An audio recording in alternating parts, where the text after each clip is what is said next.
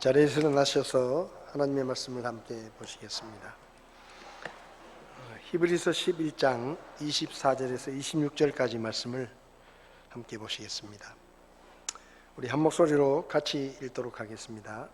믿음으로 모세는 나이가 들었을 때 파라오의 딸의 아들이라 불리는 것을 거절하고 잠시 죄의 쾌락들을 즐기는 것보다 오히려 하나님의 백성과 함께 고난받는 것을 택하였으며 또 그리스도의 치욕을 이집트의 보화보다 더 큰 재물로 여겼으니 이는 그가 주께서 보상으로 보답해 주시는 일에 관심을 두었기 때문이니라. 아멘. 기도하시겠습니다. 살아계신 하나님 아버지, 저희들을 구원해 주시고 때마다 주의 말씀으로 우리에게 교훈하시며 이 혼탁한 시대 속에서 하나님의 말씀에 따라 살아갈 수 있도록 가르쳐 주시는 것을 감사합니다. 오늘 시간도 하나님의 말씀을 저희에게 가르쳐 주시고 저희가 겸손한 마음으로 주의 말씀을 듣게 하시며 그 말씀에 순종할 수 있도록 저희들에게 믿음을 더해 주시기를 원합니다. 부족한 종을 붙들어 주시고 주님이 써 주시옵소서. 예수님의 이름으로 기도했습니다. 아멘. 자리에 앉으시겠습니다. 어떤 사람의 말이나 행동을 보면 그 사람이 무엇에 관심을 두고 살고 있는지를 알 수 있습니다. 돈에 관심이 많은 사람은 항상 돈 얘기를 합니다. 그래서 그 사람하고 앉아서 조금 이야기하다 보면 돈 얘기를 해요. 그래서 그 이야기 화제를 좀 다른 데로 돌리려고 다른 이야기를 꺼내면 조금 있다가 다시 돈 얘기로 돌아갑니다. 그런 사람들은 돈을 따라 살아갑니다. 여행에 관심이 있는 사람들은 사람을 만나서 이야기를 하다 보면 항상 여행 얘기를 합니다. 어디를 가봤다, 어디 가니까 참 좋더라, 또 어디 갈 계획이다. 그래서 늘 그 사람은 여행 이야기를 합니다. 주식에 관심이 있는 사람은 입만 열면 주식 얘기를 합니다. 무슨 주식이 좋다느니, 누가 주식으로 돈을 벌었다느니, 누가 패가망신을 했다느니, 어떤 회사가 요즘 뜨고 있다느니, 뭐 이런 얘기들을 그냥 그걸 이야기해달라고 말하지도 않았는데 그냥 알아서 얘기를 계속합니다. 요즘은 또 맛집에 관심이 많은 사람들이 많습니다. 그래서 맛집에 관심이 많은 사람들은 전국 방방곡곡을 찾아다니면서 하여튼 맛집이란 맛집은 가봐야 되고 어디 가면은 꼭 그 지역의 맛집을 인터넷으로 검색을 해가지고 거기 가서 꼭 밥을 먹어봐야 직성이 풀리는 그런 사람들도 있습니다. 어떨 때는 맛집에 가서 1시간을 기다려도 이 무더운 날씨에 그 집 음식은 꼭 먹어봐야 된다. 그러면서 땀을 뻘뻘 흘리면서 거기 기다리고 있는 그런 사람들도 있습니다. 지난 주간에 111년 전에 대서양에서 침몰한 타이타닉호를 보겠다고 잠수정 관광을 나섰던 탑승자 5명이 모두 사망했을 것으로 추정된다라는 뉴스를 들었습니다. 18일 날 오전에 물에 들어가서 불과 1시간 45분 정도 지나서 연락이 끊어졌는데 아마 잠수정이 폭파된 것으로 보이고 거기 탔던 5명이 다 사망한 것으로 보인다라고 경찰에서 발표를 했습니다. 오션게이트 최고 경영자인 스톡턴 러시, 또 억만장자인 해미시 하딩, 파키스탄의 억만장자인 다우드와 그의 아들, 프랑스 해양 탐험가인 폴 앙리 나르졸레라는 5명이 탑승을 했는데 다 사망했다고 합니다. 파키스탄 억만장자의 아들은 아버지가 너무 무서워하는 것 같아서 같이 탔다가 변을 당했습니다. 이 잠수정 관광을 하는데 25만 달러의 돈을 냈다고 합니다. 3억 4천만 원 정도. 3억 4천이란 막대한 돈을 내고 그 타이타닉 호가 침몰한 그 지역에 잠수정을 타고 관광을 합니다. 그렇게 많은 돈을 주고 그렇게 위험한 관광을 가야 했던 그들의 마음이 솔직하게 저는 이해가 안 됩니다. 특별히 해미시 하딩이라는 영국의 억만장자이면서 탐험가는 58세인데요. 지난해에도 세계에서 제일 깊은 바다가 마리아나 해구라고 필리핀 옆에 있는데 그 관광을 또 하는 게 있는가 봐요. 그것도 한 3억 한 5천 정도, 5천만 원 정도 돈을 내야 되는데 그거를 이 사람이 했다는 거예요. 작년에. 그리고 이 사람은 막대한 비용을 지불하고 우주여행도 한 경험이 있습니다. 그러니까 돈이 많으니까 뭐 3억, 4억은 돈도 아니에요. 그냥 내고 가는 거예요. 희한한 관광을 다 합니다. 자가용 비행기까지 가진 억만장자들이 왜 그렇게 위험한 관광을 할까? 뉴스를 보니까 밑에 화산이 막 용암이 펄펄 끓는데 그 화산 위에서 헬기를 타고 가가지고 거기서 번지 점프를 한대요. 그거 하는데 3,400만 원이던데요. 그런데도 그걸 한다는 거예요. 그리고 엄청나게 흘러가는 급류에 뛰어들어가지고 수영하기 이런 걸 수천만 원의 돈을 주고 관광을 한다고 합니다. 심해 4,000m에 들어가서 심해 관광을 하고 참 돈이 많아도 그렇지 그런 짓을 왜 할까? 도무지 이해가 안 돼요. 아마 그런 사람들이 모이면 그런 얘기를 하는 것 같아요. 당신 마리아나 해구 가봤어? 나는 가봤어. 당신 화산 위에서 한번 뛰어봤어? 그거 나 작년에 해봤어. 그것도 안 해보고 뭐. 당신 우주여행 갔다 왔어? 나도 가봐야 되겠네. 아마 그런 얘기들을 그들끼리 모여서는 하는 모양이죠. 그러니까 그걸 자랑스럽게 생각하고 엄청난 돈을 내가면서 그렇게 하는 거예요. 저 같으면 아무리 돈이 많아도 그런 짓은 안 할 것 같습니다. 왜냐하면 저는 그런 데 별 관심이 없어요. 근데 어쨌든 이런 사람들이 그렇게 엄청난 돈을 써가면서 그런 관광을 한다라는 이야기는 평소에 그런 데 관심이 있다는 이야기죠. 관심이 없으면은 돈을 준다 그래도 저 같으면 안 할 것 같아요. 그 위험한 잠수정을 타고 목숨을 걸고 그런 걸 왜 할까? 어쨌든 그 사람들은 그런 데 관심이 있는 거예요. 자기들끼리 모이면은 그걸 자랑스럽게 이야기를 하고 내가 작년에 우주여행을 갔다 왔는데 참 좋더라. 과시를 하고 내가 이만큼 돈이 많고 내가 이만큼 당신들은 못하는 일을 나는 한다. 그런 자랑거리로 하는지 모르지만 어찌됐든 관심이 없으면 그런 일은 아무나 할 수 있는 게 아닙니다. 사람들은 다 자기가 관심이 있는 것을 따라 살아갑니다. 우리가 볼 때는 그냥 종이 쪼가리 하나인데 옛날에 만들어진 우표라 해가지고 그 우표 한 장 사는데 수억의 돈을 쓰는 사람들이 있습니다. 많아요.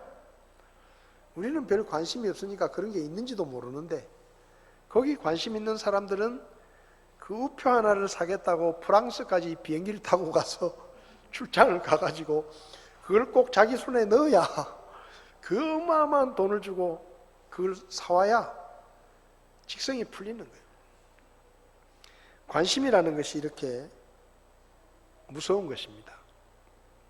우리가 무언가에 관심을 갖게 되면 반드시 그 관심 있는 것을 말하게 되고 그리고 행동으로 표현하게 되는 것이죠. 오늘 본문을 보면 26절에 모세는 주께서 보상으로 보답해 주시는 일에 관심을 두었다 라고 말씀합니다. 지난 시간에 말씀드린 것처럼 모세는 이집트에서 노예 생활을 하고 있는 히브리인의 아들로 태어나서 죽을 뻔했는데 그 부모가 숨겨서 키우고 그리고 3개월쯤 됐을 때 갈대 상자에 태워서 나일강으로 띄워 보냈는데 하나님의 도우심으로 마침 왕의 공주가 강가에 나왔다가 모세를 건져서 자기의 양자로 삼습니다. 그래서 노예의 아들로 태어난 사람이 이집트 왕궁에 들어가서 40년 동안 왕자로 삽니다. 요즘으로 말하면 흙수저로 태어났는데 하루아침에 금수저가 된 거예요. 부귀영화를 누리면서 부족함 없이 모든 것들을 누리면서 살았습니다. 또 어쩌면 이집트의 다음 왕이 될 수도 있는 가능성도 있었습니다. 모든 히브리 사람들뿐만 아니라 이집트의 모든 사람들이 모세를 부러워했을 것입니다. 야, 나도 저렇게 됐으면 참 좋겠다. 나에게도 저런 행운이 찾아왔으면 좋겠다.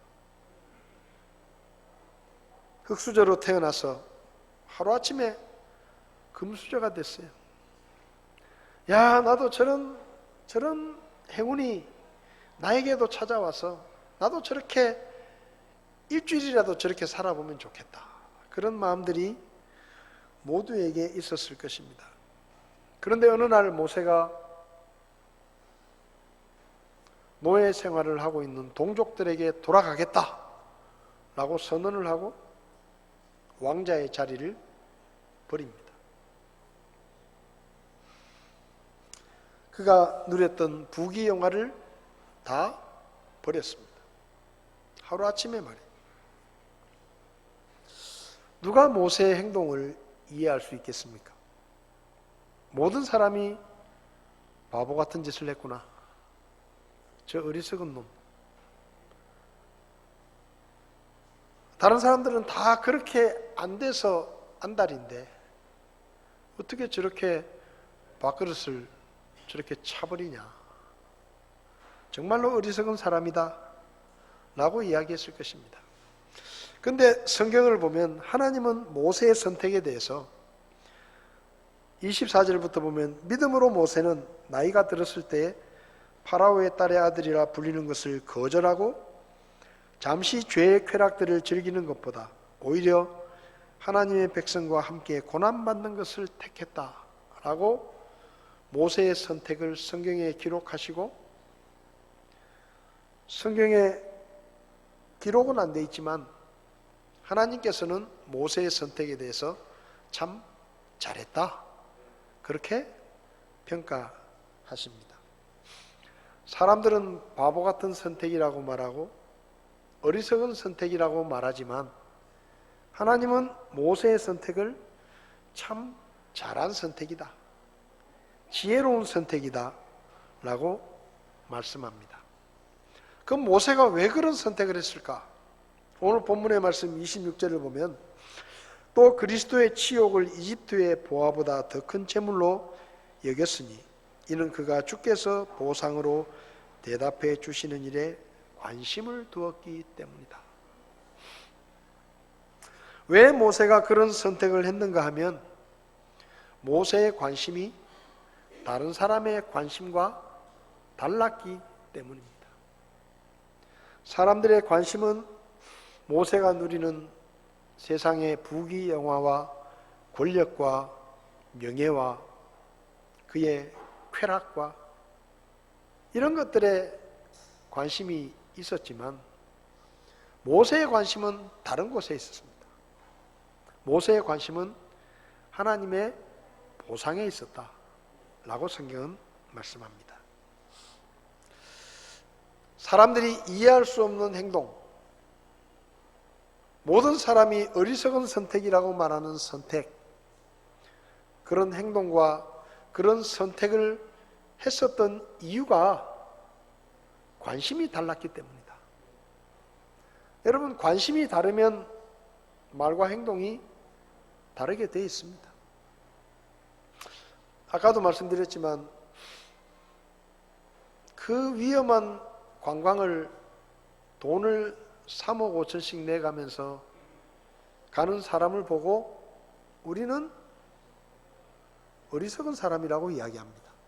아이고, 왜 저런 선택을 해가지고 그 위험한 일을 그렇게 많은 돈을 주고 뭐 하려고 하냐? 우리는 그렇게 생각하죠.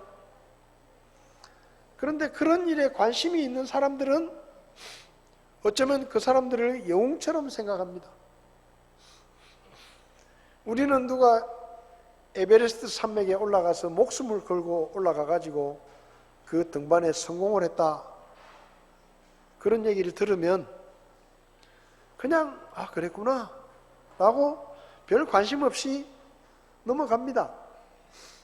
그런데 등산에 관심이 있는 사람들은 그 사람들을 영웅처럼 생각합니다. 자기도 그렇게 해보고 싶어 합니다. 그리고 돈을 모아가지고 네팔행 비행기를 타고 그 산을 올라갑니다. 왜냐하면 거기 관심이 있는 거예요. 그런데 저 같은 사람은 에베레스트 산에 올라갔다 오면 10억을 줄게, 돈을 준다고 해도 저는 안 갈 것 같아요. 가기 싫어요. 관심이 없으니까. 그런데 관심이 있는 사람들은 거길 가려고 돈을 모으고 그리고 그 위험을 감수하고 거기까지 가가지고 그 산 꼭대기를 꼭 올라가야 그래야 되는 거예요. 왜? 관심이 있으니까. 무엇에 관심을 두느냐가 우리의 삶의 모습을 달라지게 만드는 것입니다. 모세는 하나님의 보상을 바라보는 믿음을 가졌습니다. 이 시대에 저와 여러분들에게 필요한 믿음이 있다고 하면 바로 하나님의 보상을 바라보고 하나님의 보상에 관심을 두는 이 모세와 같은 믿음이 우리에게 필요하다, 저는 그런 생각을 합니다. 거절할 것을 거절하고 붙잡아야 될 것을 붙잡기 위해서 우리에게 하나님의 보상에 관심을 두는 믿음이 필요한 것입니다. 모세가 왜 그 부귀영화를 버리고 고난을 선택했겠습니까?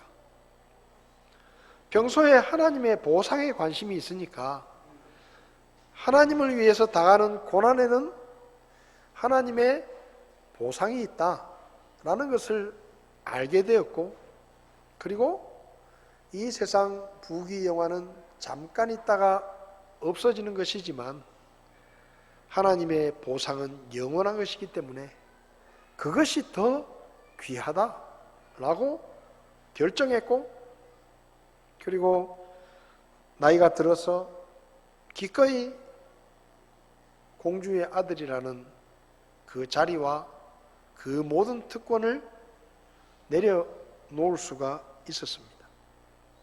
잠시 있다가 없어질 세상의 부귀영화, 쾌락, 모든 것을 할 수 있었던 권력과 명예를 다 내려놓은 것입니다.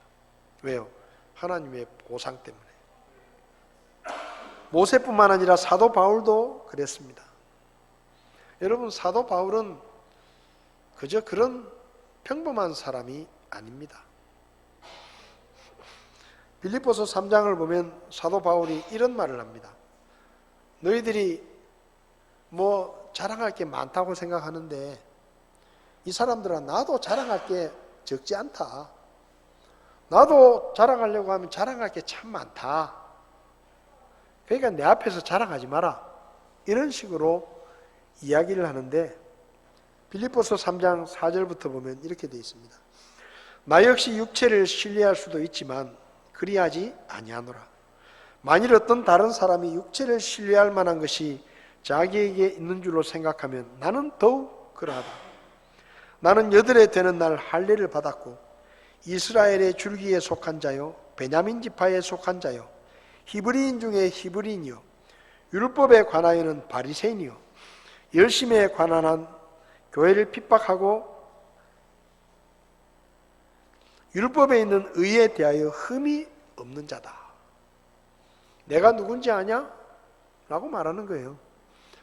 나는 정통 유대인이다. 너희들처럼 이방인들하고 피가 섞인 그런 유대인하고는 차이가 나게 나는 정통 순혈 유대인이다. 나는 8일 만에 할례를 받았다. 나는 베냐민 지파 출신이다. 베냐민 지파가 뭐예요? 이스라엘의 첫 번째 왕이 베냐민 지파의 사울이었습니다. 그러니까 나는 왕족이다 이 말이에요. 왕족의 후손이라는 것입니다. 나는 율법으로 흠잡을 것이 없을 만큼 완벽한 삶을 살았던 정통 유대인이다. 나만큼 살았던 사람이 있으면 나와봐.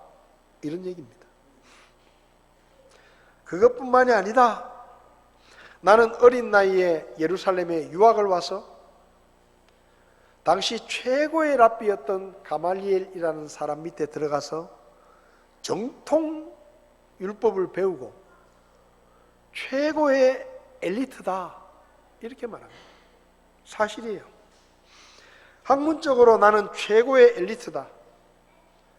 나는 혈통적으로 정통 유대인일 뿐만 아니라 학문적으로 최고의 엘리트다.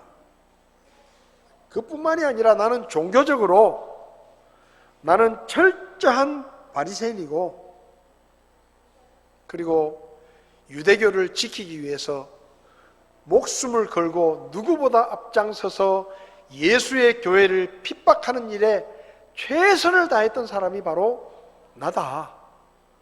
그래서 정치, 종교, 사회 지도자들에게 나는 인정을 받았고 사람을 마음대로 붙잡아오고 결박하고 체포할 수 있는 권한뿐만 아니라 사람을 죽일 수도 있는 권한까지 받았던 사람이 바로 나야 라고 이야기합니다. 너희들이 뭐 자랑할 게 많다고? 그런 얘기에 비하면 나는 정말로 자랑할 게 많다. 내가 얼마나 대단한 사람이었는지 아느냐? 라고 이야기를 하는 것입니다. 사실이었습니다. 사도 바울은 장래가 보장되어 있었던 최고 엘리트, 정통 유대인, 최고의 학벌을 가졌던 바리새인이었습니다. 누구 앞에서도 꿀릴 게 없는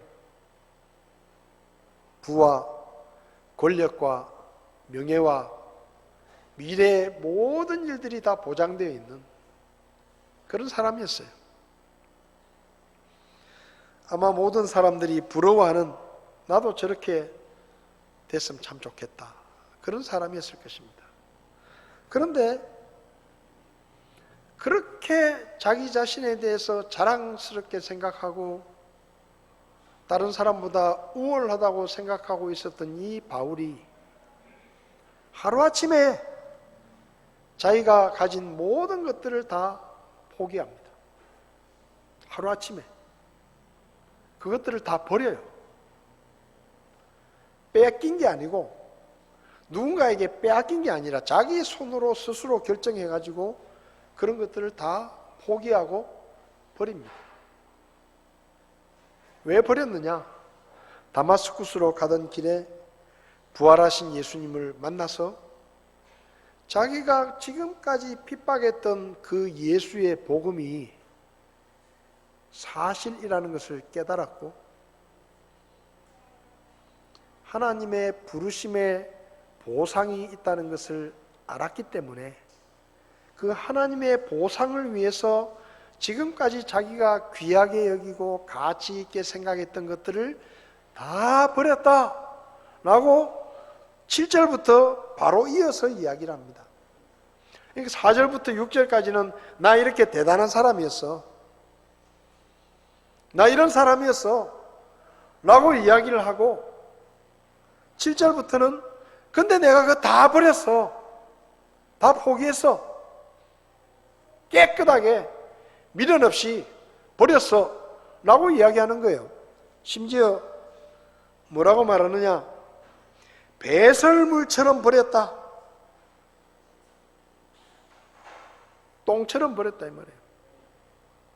아무 미련 없이, 아무 가치 없는 것을 버리는 것처럼, 쓰레기를 버리는 것처럼 망설임이나 주저함이나 미련이 없이 깨끗하게 버렸다 이 말이에요. 왜 버렸느냐? 하나님의 보상이 있다는 것을 알았기 때문입니다. 바울이 쓴 성경을 보면 자주 하나님의 보상이라는 말을 사도 바울이 이야기합니다. 고린도전서 3장 6절부터 보면 나는 심었고 아볼로는 물을 주었으되 오직 하나님께서 자라나게 하셨나니 그런즉 이와 같이 심는 자나 물 주는 자가 아무것도 아니며 자라나게 하시는 이는 오직 하나님이시니라. 이제 심는 자와 물 주는 자는 하나이며 저마다 자기의 수고에 따라 자기의 보상을 받으리라. 바울은 자기를 심는 자라고 이야기했습니다. 나는 심었고, 그런데 8절에 심는 자에게는 하나님의 보상이 있다. 그게 무슨 말입니까? 나에게, 심는 자였던 나에게 하나님의 보상이 있다 라고 이야기하는 거예요. 고린도전서 9장에서도 사도 바울은 성도들에게 육상선수의 예를 들어서 이야기하면서 24절에 경주할 때에 달리는 자들이 다 달릴지라도 한 사람이 상을 받는 줄을 너희가 알지 못하느냐? 너희도 상을 받도록 이와 같이 달려라. 너희에게도 하나님의 보상이 있다.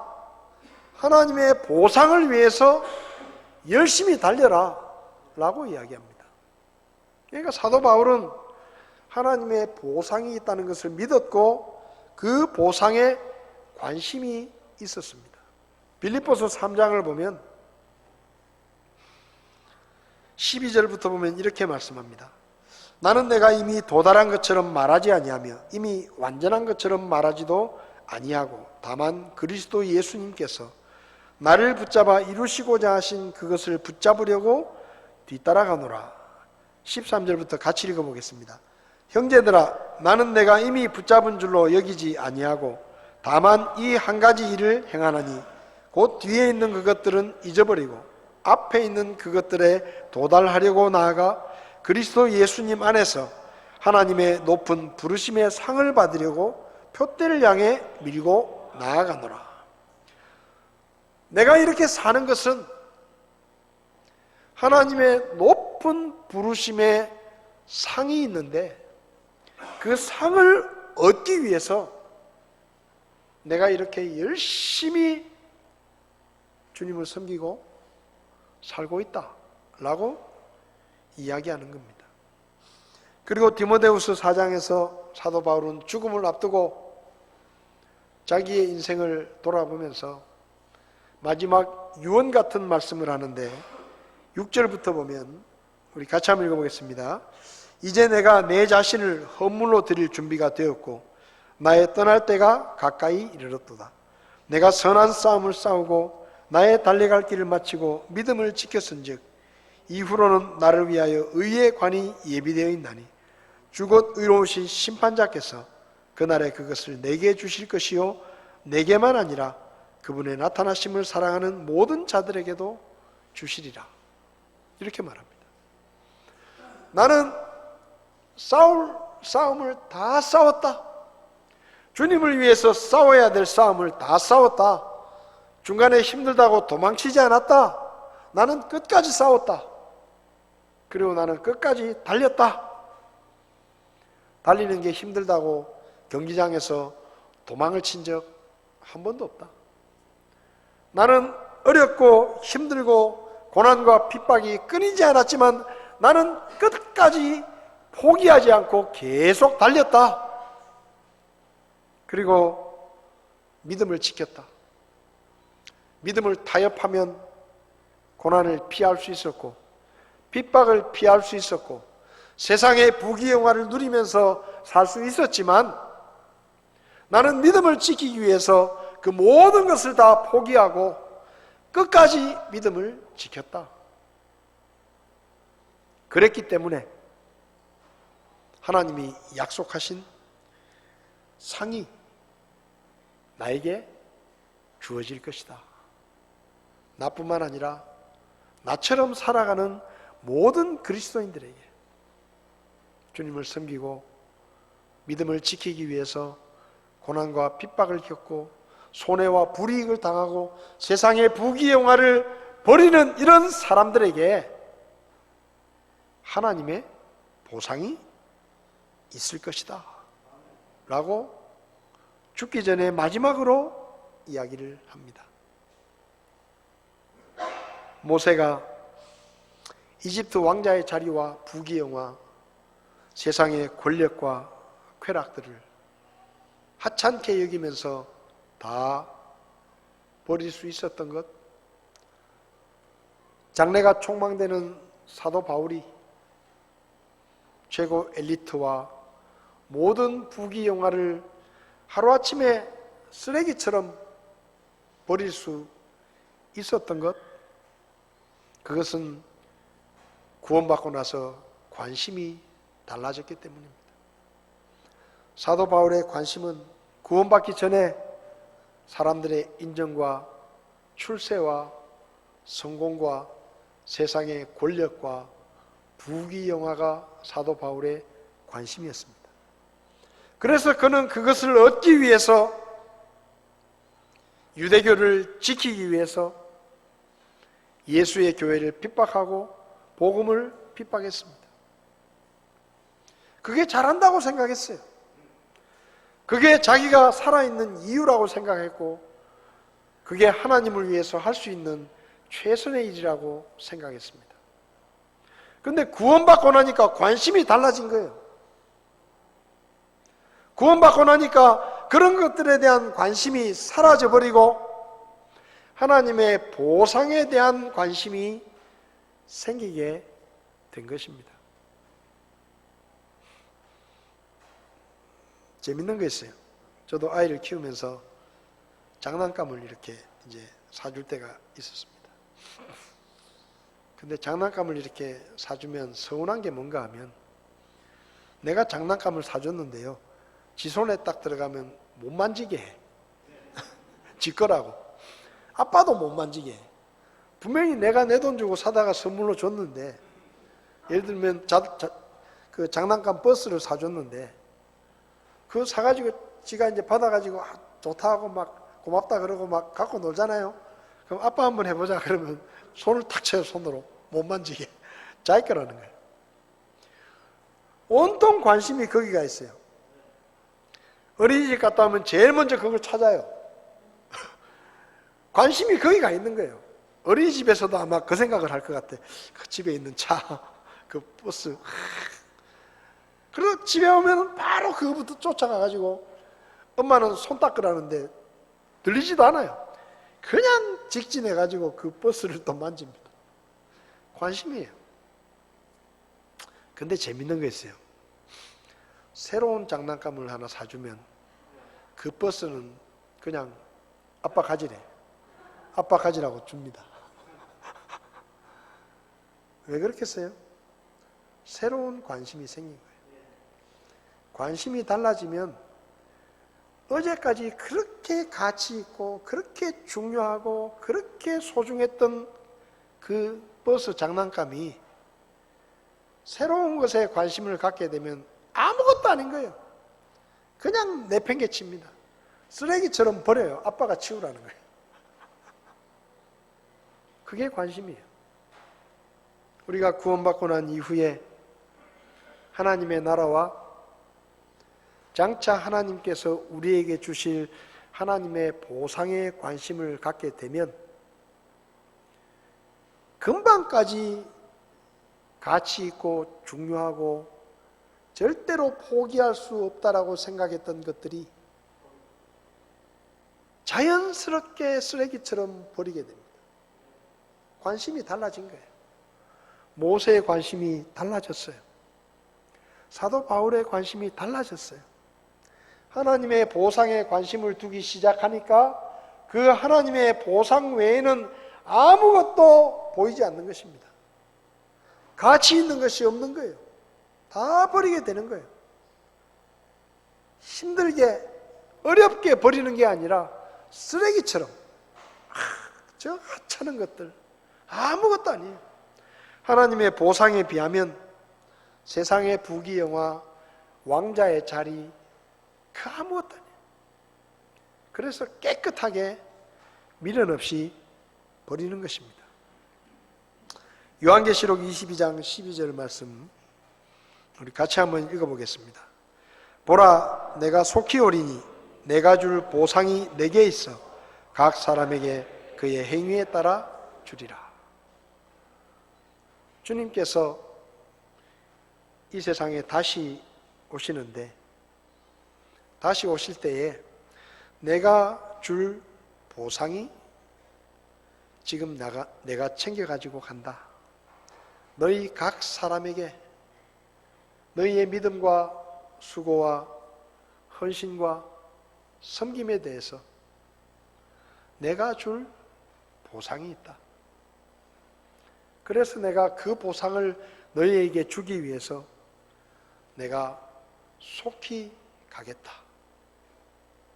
여러분, 지금 이 세상이 돌아가는 것을 보면 곧 주님이 다시 오실 것 같습니다. 여러분은 그렇게 느끼지 않으십니까? 세상 돌아가는 걸 보면 말세예요, 말세. 이거 교회 다니는 사람들이 말하는 게 아닙니다. 안 믿는 사람들이 세상 말세다. 여러분, 요즘 제 귀를 의심할 만큼 끔찍한 뉴스들이 매일마다 나옵니다.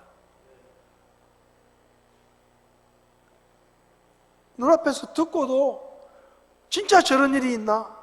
저거 혹시 가짜 뉴스 아닌가? 라는 생각이 들 만큼 끔찍한 뉴스들이 나와요. 출산을 안 한다고 난리인데 자기가 낳은 아이를 죽게 만들고 그 아이를 냉장고에 넣고 삽니다. 저는 그 뉴스를 들으면서 숨이 안 쉬어지더라고요. 어떻게 저런 일이 있을 수가 있나? 남의 애도 아니고 자기가 배 아파서 낳은 아이를, 그것도 계모도 아니고 친모가 어떻게 그렇게 잔인하게 할 수가 있나? 정부에서 경찰에서 체포를 해가지고 구속영장 심사를 한다는데 그 친모가 구속영장 심사를 포기했다. 다 인정했다는 거죠.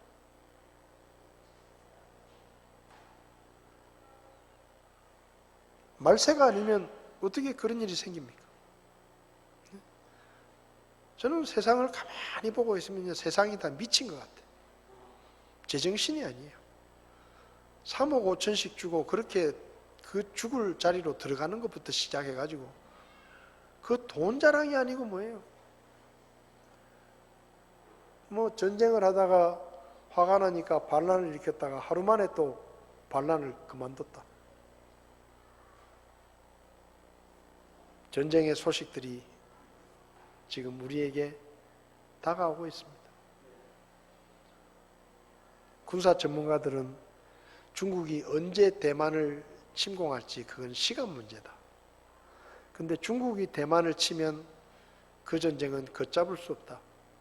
아마 세계 3차 대전이 일어날지도 모른다. 그리고 그 전쟁이 일어나면 그 전쟁의 결론은 핵 전쟁일 것이다. 제가 하는 얘기가 아니에요. 군사 전문가들이 그렇게 이야기를 합니다.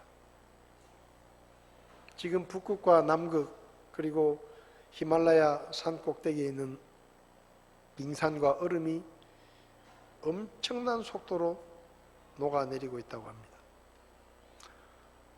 그런 일들이 계속 진행이 되면 아마 지금 우리나라 부산에 있는 해운대는 물에 잠기게 될 것입니다. 해운대에 있는 그 바닷가의 비싼 아파트들이 다 물에 잠기면 사람이 살 수 없는 그런 땅이 될 것입니다. 이걸 어떻게 이해해야 됩니까? 걸핏하면 지진이 나고 화산이 폭발하고 전쟁이 나고 아프리카에서는 수많은 사람들이 굶어 죽어가고 북한에서도 아마 최소한 몇십만 명이 다 굶어 죽었을 것이다. 그런 뉴스들이 나옵니다.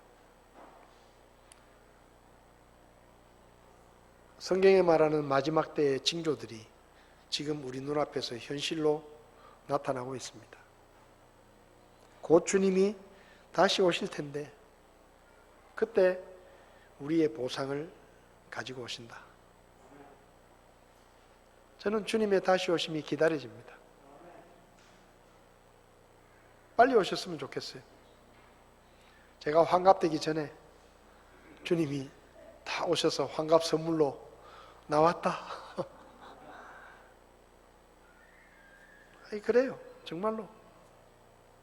그런 마음이 있습니다. 세상을 보면 그때가 멀지 않습니다. 우리의 보상이, 우리의 관심이 주님의 보상에 있다고 하면 그 주님이 다시 오신다는 이야기는 설레임의 뉴스가 될 것입니다. 그러나 그 보상에 관심이 없는 사람들에게는 두려움의 시간이 될 것입니다. 여러분, 여러분의 관심이 어디에 있습니까? 만약 아직도 여러분들이 세상의 부귀영화에 마음이 뺏기고 세상에서 잘 먹고 잘 사는 성공의 여러분의 인생의 목적이 되고 그런 것들이 가치 있어 보이고 그런 것들이 좋아 보이면 그 말은 아직도 여러분의 관심이 바뀌지 않았다는 이야기입니다. 여러분의 관심이 하나님의 보상으로 바뀌면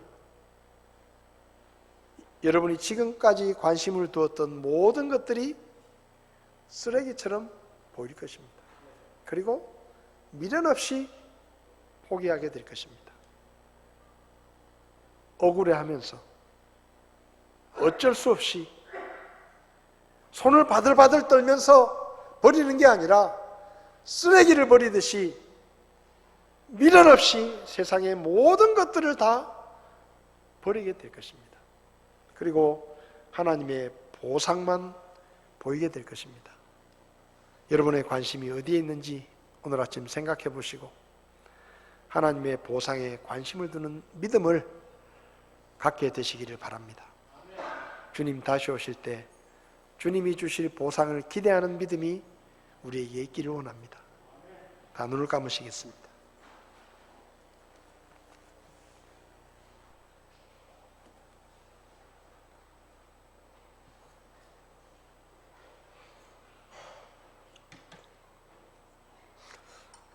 성도 여러분, 여러분의 관심은 어디에 있으십니까?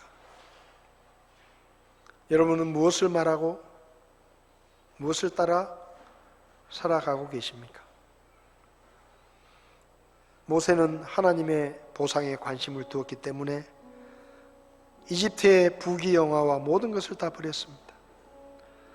사도 바울도 그때까지 자기가 가치 있게 여겼던 세상의 모든 것들을 배설물처럼 버렸다고 말합니다.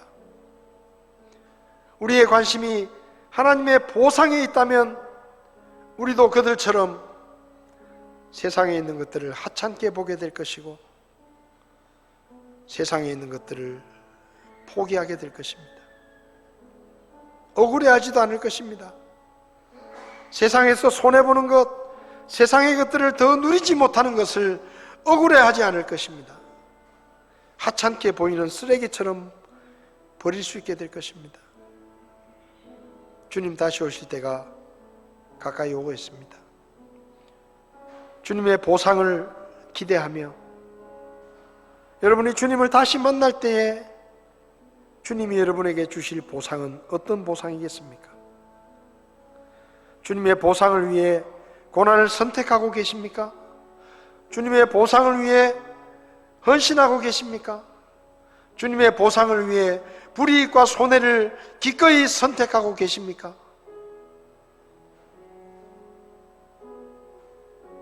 주님 다시 오실 때 부끄럽지 않은 모습으로 주님을 만날 수 있기를 바랍니다. 우리 이 시간 자리에서 일어나셔서 주님 다시 오실 때까지 찬송을 부르시면서 주님 다시 오시는 그 주님을 만날 때 제가 부끄럽지 않도록 믿음으로 살아갈 수 있도록 기꺼이 세상의 것들을 포기하며 주님의 보상에 관심을 두고 살아갈 수 있도록 저를 도와주십시오.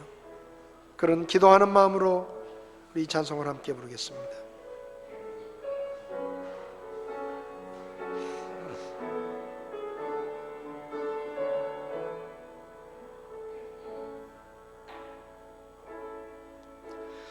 주님 다시 오실 때까지 나는 이 길을 가리라. 좁은 문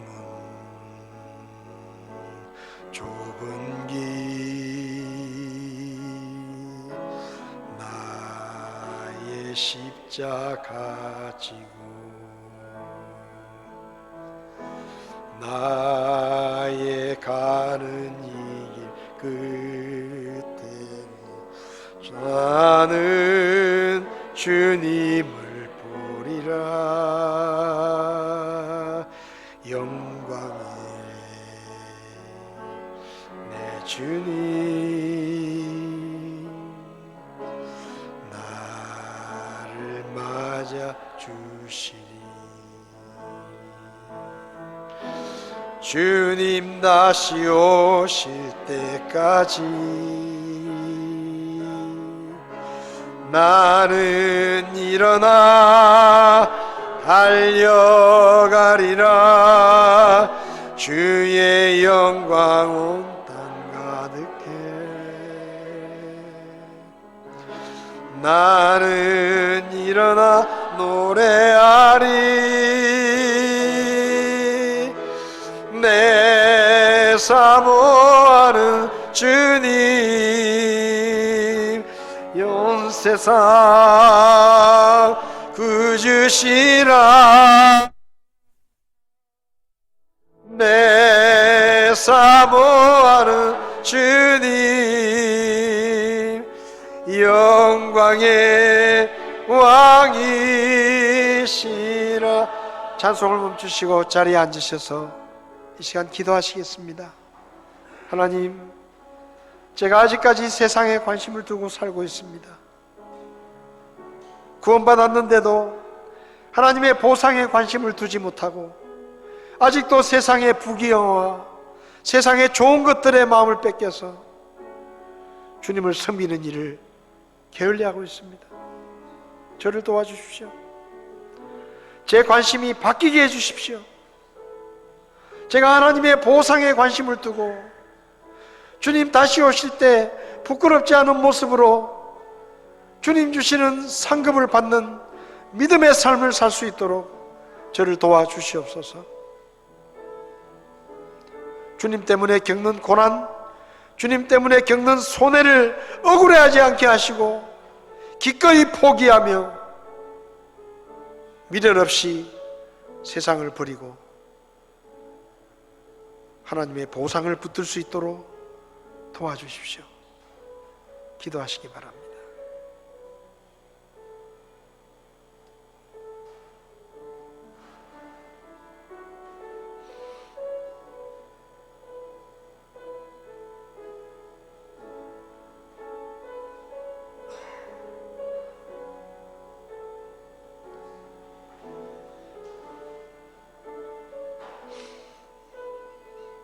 아버지 하나님, 이 아침의 말씀을 통해 우리가 지금 눈으로 보고 있는 이 세상의 모든 것들이 부귀영화와 세상의 쾌락과 세상의 성공과 권력과 명예들이 잠시 있다가 없어질 헛된 것임을 말씀해 주셔서 감사합니다.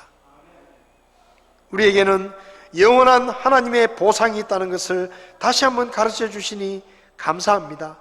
모세처럼 바울처럼 우리도 관심을 하나님의 보상에 두게 하시고 이 세상 모든 것들을 쓰레기처럼 여기며 기꺼이 포기할 수 있는 믿음의 삶을 살 수 있도록 저희를 도와 주시옵소서.